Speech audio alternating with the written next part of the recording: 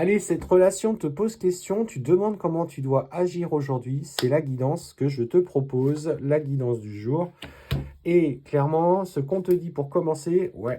Alors, autant toi, tu as un besoin profond de reconnexion, mais on te dit qu'à l'heure actuelle, il y a un blocage karmique. Un blocage karmique, c'est certainement soit une blessure qui, en fait, est impactée, soit la blessure du rejet, soit la blessure de l'abandon.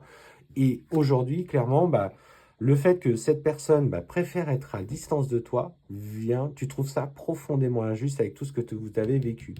Et là, on te dit, au lieu de chercher absolument à communiquer avec lui, à le voir, à obtenir des justifications, alors, ça peut s'entendre, mais si cette personne ne veut pas, tu mets des coups d'épée dans l'eau et finalement tu te frustres encore plus et tu te fais encore plus mal.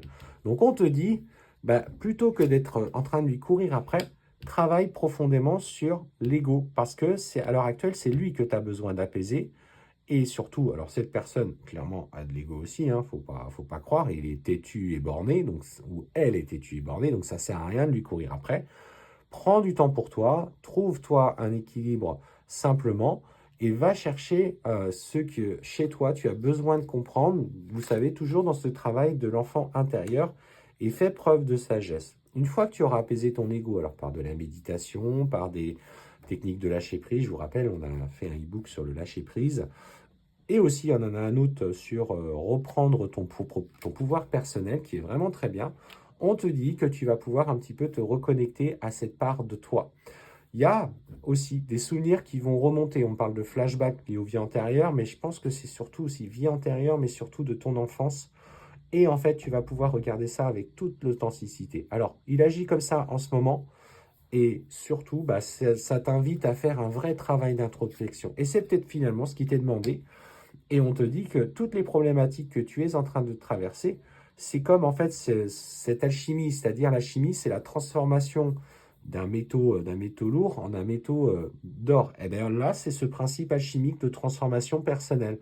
C'est on passe de quelque chose qui nous bloque dans nos émotions, dans nos relations, qui est dur parce qu'on a souffert, parce que parfois on a eu des blessures, pour aller vers une relation qui va s'être alignée avec toi. Donc, tu voulais savoir comment aborder cette relation.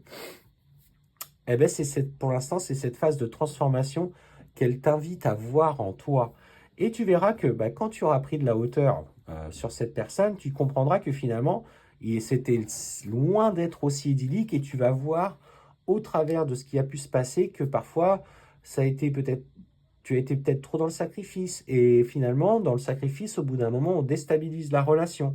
Et tu vas avoir la nécessité encore plus de t'occuper de toi. Donc, si tu avais besoin de cette réponse, écoute, moi, ce que je t'invite à faire, quel que soit ce qui va se passer, c'est surtout de prendre soin de toi, de lâcher prise, d'avancer et de regarder en toute honnêteté et en toute sincérité qu'est-ce qui a pu se passer en vous quand vous étiez ensemble pour ouvrir quelque chose d'aussi euh, fragile en toi.